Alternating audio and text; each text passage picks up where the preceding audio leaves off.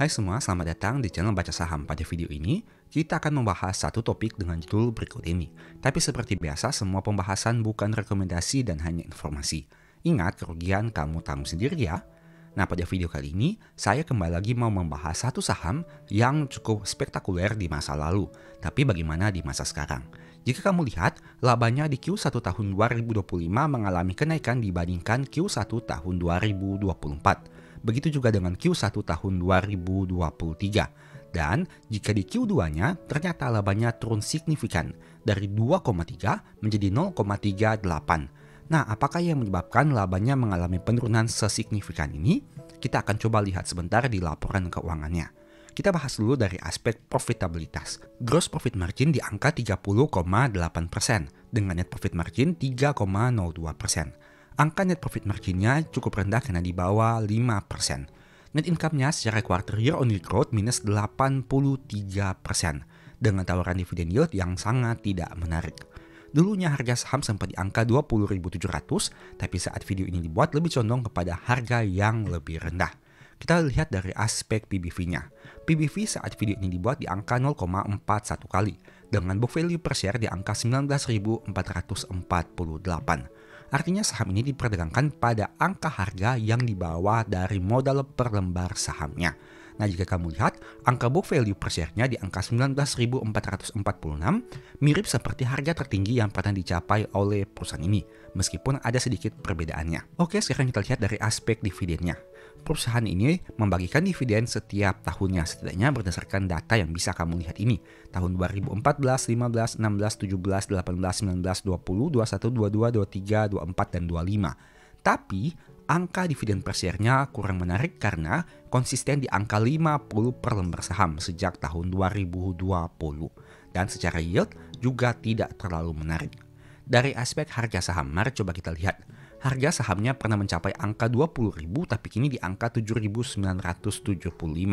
Jika dibandingkan dengan harga terendahnya, memang sudah mengalami kenaikan. Tapi jika dibandingkan dengan harga tertingginya, sudah mengalami penurunan yang juga cukup signifikan.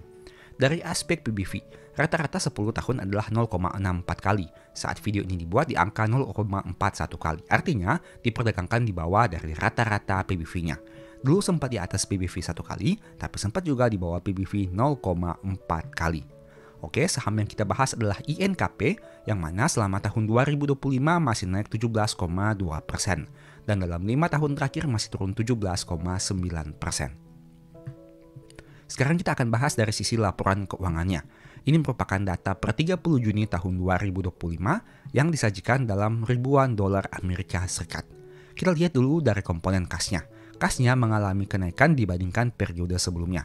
Mari coba kita hitung sini untuk periode sebelumnya, kemudian kita tambahkan dengan saldo kas dari pihak berelasinya. Kita coba hitung sini untuk kenaikannya berapa persen jika dibandingkan dengan periode saat video ini dibuat. Naik sekitar 7,01%. Kita lihat lagi komponen yang lain. Ada juga piutang usaha yang mengalami penurunan untuk piutang pihak berelasinya. Karena mayoritas piutang usaha berasal dari piutang pihak berelasinya.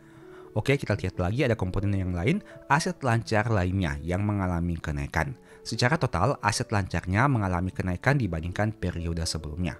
Untuk aset tidak lancar juga mengalami kenaikan. Karena itu, menyebabkan total asetnya secara keseluruhan mengalami kenaikan dibandingkan periode sebelumnya. Coba kita hitung sini untuk aset perusahaan, naik sekitar 4,6%.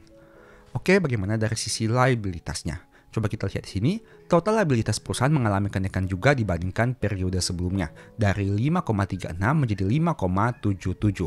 Mari coba kita hitung sini untuk kenaikannya berapa persen. Untuk liabilitas perusahaan, periode saat ini 5772,678 dibandingkan periode sebelumnya 5368,843, naik sekitar 7,5%. Nah, kita bandingkan saldo kasnya dengan angka sekitar 1,8 ini dengan total liabilitas perusahaan di angka 5,7, artinya perusahaan butuh sumber dana yang lain apabila ingin melunasi seluruh hutangnya. Baik itu seluruh hutang jangka pendeknya dengan angka 2,3 maupun jangka panjang dengan angka 3,3. Kemudian kita bahas dari sisi ekuitasnya. Ekuitas perusahaan mengalami kenaikan juga dibandingkan periode sebelumnya. Coba kita hitung di sini dari sisi ekuitas, naik sekitar 2,3%. Nah, sekarang kamu tentu tahu kenapa aset perusahaan bisa naik sekitar 4,6%. Alasannya didominasi oleh kenaikan liabilitas, kemudian kenaikan dari sisi ekuitas. Jika kamu lihat lagi di sini, kenaikan liabilitas berasal dari berbagai komponen yang bisa kamu lihat. Contohnya, seperti hutang obligasi yang mengalami kenaikan cukup signifikan, ada juga pinjaman bank jangka panjang kepada pihak ketiga, dan lain sebagainya. Silakan kamu lihat lagi lebih detail untuk mengetahui informasi detailnya. Oke, sekarang kita lihat dari sisi laba ruginya. Penjualan neto mengalami penurunan dibandingkan periode sebelumnya. Coba kita hitung di sini untuk penjualannya. Terjadi penurunan berapa persen? Penjualan turun sekitar 2,4%. Nah, bagaimana dari sisi HPP? HPP ternyata mengalami kenaikan. Nah, inilah yang menyebabkan kenapa laba perusahaan tidak bisa tumbuh, karena penjualannya turun tapi HPP malah naik. Hal itu menyebabkan laba brutonya tidak mampu tumbuh dibandingkan periode sebelumnya.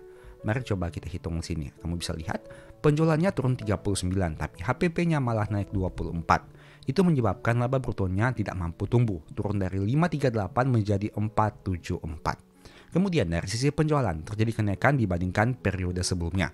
Untuk beban umum dan administratif malah mengalami penurunan. Alhasil laba usahanya mengalami penurunan juga. Kemudian kita lihat lagi di sini, ada satu komponen yang cukup menarik, yaitu beban bunganya dengan angka 152.000 yang mengalami kenaikan dibandingkan periode sebelumnya. Sekarang coba kita hitung di sini. Beban bunga perusahaan dengan angka 152.000 dengan komposisi dari penjualan perusahaan. Kita bagi untuk beban bunganya dengan pendapatan atau penjualan perusahaan. Kita lihat berapa besar persentasenya. Persentasenya sekitar 9,76%, yang artinya secara persentase atau komposisi beban bunga ini cukup mendominasi dengan angka sekitar 9% dari penjualan perusahaan.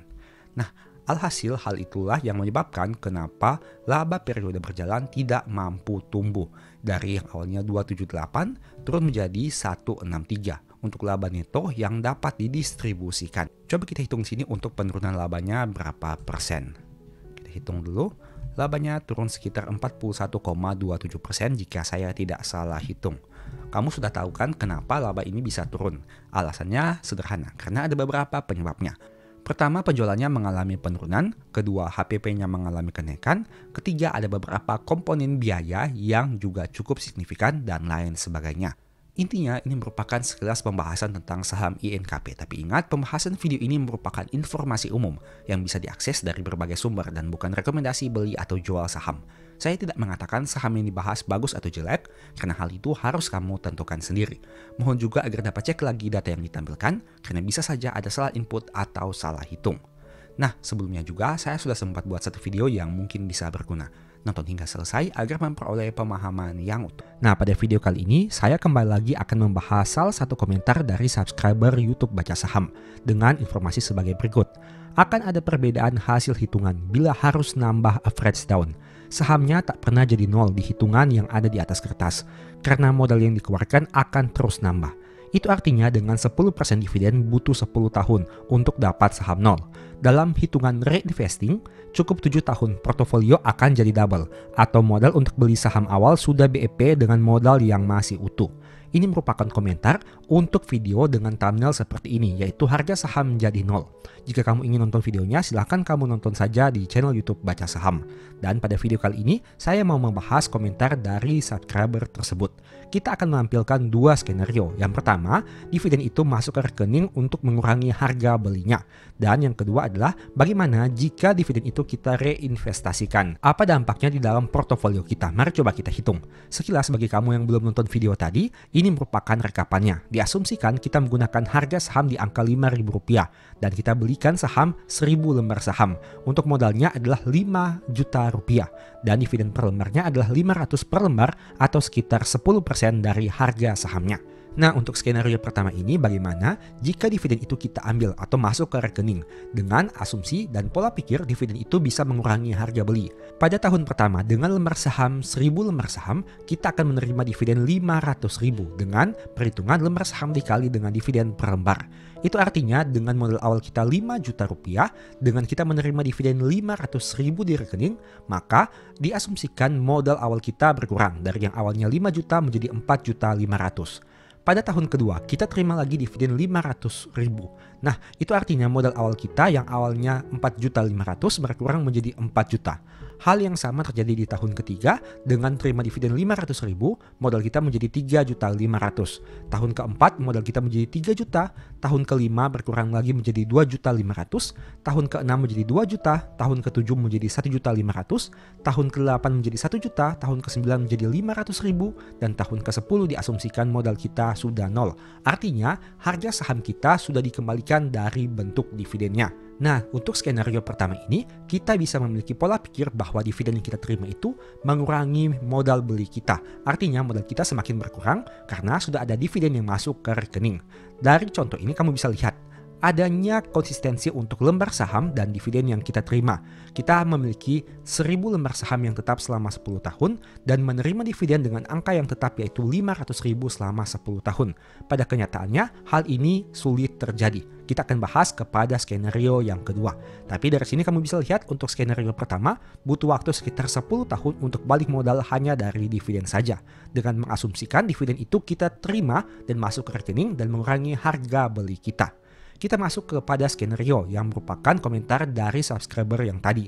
Kita menggunakan reinvestasi dividen. Skenarionya sama, harga saham 5.000, beli 1.000 lembar saham, modal awal 5 juta dan dividen per lembar Rp500 per lembar saham. Pada tahun pertama lembar saham kita adalah 1.000 lembar saham dan kita terima 500.000 sama seperti yang tadi. Nah, tapi bedanya di sini 500.000 ini tidak kita tarik masuk ke rekening tapi kita reinvestasikan atau kita belikan saham. Dengan harga saham Rp5.000 artinya uang 500.000 ini kita bisa memperoleh 100 lembar saham. Itu artinya di akhir tahun pertama total lembar saham kita sudah menjadi 1.100. 1.000 lembar saham di awal ditambah dengan 100 lembar saham yang kita reinvestasikan dari dividen. Nah, skenario ini kita lakukan bertahun-tahun lagi. Tahun kedua, modal kita sudah menjadi 1.100 lembar saham. Artinya dividen yang kita terima bukan lagi Rp500.000, melainkan Rp550.000 karena lembar saham kita sudah menjadi lebih banyak. Nah, sama seperti tadi, 550.000 ini kita belikan saham lagi sehingga memperoleh tambahan 110 lembar saham. Dan artinya total lembar saham kita menjadi 1.210. Tahun ketiga, kita akan menerima dividen dari 1.210 lembar saham yang setara dengan Rp605.000. Dan uang ini kita belikan saham lagi dan memperoleh lembar saham 121 sehingga total lembar saham menjadi 1.331. Hal tersebut kita lakukan bertahun-tahun hingga akhirnya di tahun ke-10 total lembar saham kita sudah menjadi 2.594 lembar saham dan menerima dividen sekitar 1,17 juta rupiah. Nah, asumsinya sama, yaitu harga sahamnya tetap yaitu di Rp5.000 dan dividen per lembar juga tetap di angka Rp500 per lembar saham. Pada kenyataannya hal ini agak mustahil untuk dicapai karena harga saham bergerak naik dan turun. Begitu juga dengan dividen per lembar yang cenderung naik dan turun tergantung kepada pencapaian laba dan hasil keputusan RUPS. Tapi setidaknya dengan skenario ini kamu bisa memiliki gambaran umum untuk dua skenario yang berbeda. Yang pertama dividen masuk ke rekening, yang kedua reinvestasi dividen. Nah, ada perbedaan mencolok antara dua skenario ini. Skenario pertama lembar saham dan dividen yang diterima menjadi tetap yaitu 1.000 lembar saham dan Rp500.000 setiap tahunnya. Tapi pada skenario kedua jumlah lembar saham dan dividennya berubah. Lembar saham semakin lama semakin banyak. Dari yang awalnya 1.000 lembar saham, di akhir tahun ke-10 sudah menjadi 2.594 lembar saham. Dividennya juga menjadi lebih banyak, dari yang awalnya Rp500.000 menjadi Rp1.178.974 di akhir tahun ke-10. Tapi bedanya apa? Untuk dividen Rp500.000 di skenario pertama ini masuk ke rekening. Dengan kata lain, modal kamu sudah kembali sepenuhnya. Sedangkan untuk skenario kedua, dividen yang kamu terima yang semakin banyak ini, kamu belikan saham lagi, alias belum masuk ke rekening tapi masih ada di portofolio kamu. Itu artinya untuk menghitung balik modalnya, kita harus melihat apakah ada kondisi di mana portofolio kita menjadi double. Nah, jika kamu lihat datanya di sini, pada akhir tahun ke-7 diproyeksikan dana kita sudah menjadi 9,7 juta atau di akhir tahun ke-8 menjadi 10.700.000 rupiah. Itu artinya dari modal awal kita 5 juta rupiah bisa mengalami kenaikan 1 kali lipat pada tahun ke-7 ataupun tahun ke-8. Seperti komentar dari subscriber baca saham tadi. Nah, ini merupakan perbedaannya. Jika kita tidak melakukan reinvestasi dividen pada akhir tahun ke-10 dengan asumsi dividennya tetap setiap tahun, maka kita bisa balik modal hanya dari dividen saja. Tapi jika kita melakukan reinvestasi dividen, memang ada kemungkinan bisa balik modal dengan lebih cepat, yaitu pada akhir tahun ke-7 ataupun tahun ke-8. Tapi ingat ada asumsi yang digunakan, yaitu harga sahamnya tetap dan dividen per lembarnya juga tetap. Dengan kata lain, ini merupakan hal yang tidak pasti karena di masa depan bisa saja harga menjadi lebih tinggi dan artinya kamu memiliki lembar saham yang direinvestasikan menjadi lebih sedikit. Dan di sisi yang lain bisa saja dividen per lembarnya mengalami kenaikan. Dengan asumsi harga saham yang tetap, artinya lembar saham yang kamu reinvestasikan semakin banyak. Semuanya tergantung kepada kondisi kedepannya seperti apa. Yang jelas dengan skenario kedua ini ada sisi plus dan minusnya. Sisi plusnya kamu bisa balik modal dengan lebih cepat, tapi sisi minusnya juga kamu penuh dengan ketidakpastian. Nah, tapi sebenarnya untuk skenario pertama juga ada ketidakpastian yang kita hadapi karena angka dividen per lembarnya ini akan naik dan turun juga. Meskipun tidak melakukan pembelian saham lagi, artinya harga saham ini sudah sebenarnya tidak kita pedulikan karena kita hanya menerima dividen setiap tahun, tapi untuk dividen per lembarnya juga kita asumsikan tetap. Artinya untuk skenario pertama dan kedua ini sebenarnya ada poin plus dan minusnya masing-masing. Tergantung kamu mau menggunakan skenario yang mana. Nah, yang jelas, dua metode ini bisa kamu pertimbangkan apabila kamu ingin berharap untuk balik modal dari dividen. Terlepas dari bagaimana metode yang kamu gunakan, bagaimana time frame kamu, apa cara analisa kamu, semuanya kembali lagi kepada persepsi dan keyakinan kamu masing-masing. Video ini bukan rekomendasi dan hanya sebagai informasi saja. Video yang kamu lihat ini hanya sebagai salah satu alternatif saja untuk kamu melakukan investasi di pasar modal. Tapi jika kamu memiliki caramu sendiri, silakan pertimbangkan sesuai dengan profil resikomu masing-masing. Semoga video ini bisa memberikan manfaat kepada kamu. Dan disclaimer dulu, video ini tidak menjamin kamu pasti profit karena kamu juga berpotensi bisa rugi. Jika kamu bisa profit, kamu juga bisa rugi dengan menggunakan metode yang sama. Dan ingat, untung rugi kamu yang tanggung sendiri. Semoga video ini bisa memberikan manfaat baru kepada kamu. Demikianlah pembahasan singkat pada video ini. Selalu ingat bahwa semua saham dan pembahasan yang ditampilkan bukan rekomendasi dan hanya bersifat edukasi. Segala risiko kerugian menjadi tanggung jawab kamu sendiri. Mohon juga agar dapat mengecek kembali data yang ditampilkan karena bisa saja terjadi kesalahan pengetikan atau pengambilan data. Di video berikutnya ini dibahas materi apa lagi? Tulis di kolom komentar ya. Berikut ini beberapa list ebook baca saham. Pertama, psikologi saham. Kedua, stock for living. Ketiga, strategi nabung saham. Keempat, the stock market. Dan yang kelima, cara analisa laporan keuangan. Info pembelian silahkan chat saja pada nomor WA yang tercantum pada video kali ini. Sebagai informasi, kamu bisa support channel ini dengan cara melakukan pembelian produk apa saja di Shopee menggunakan link yang diklik pada video ini. Produknya bebas. Thank you.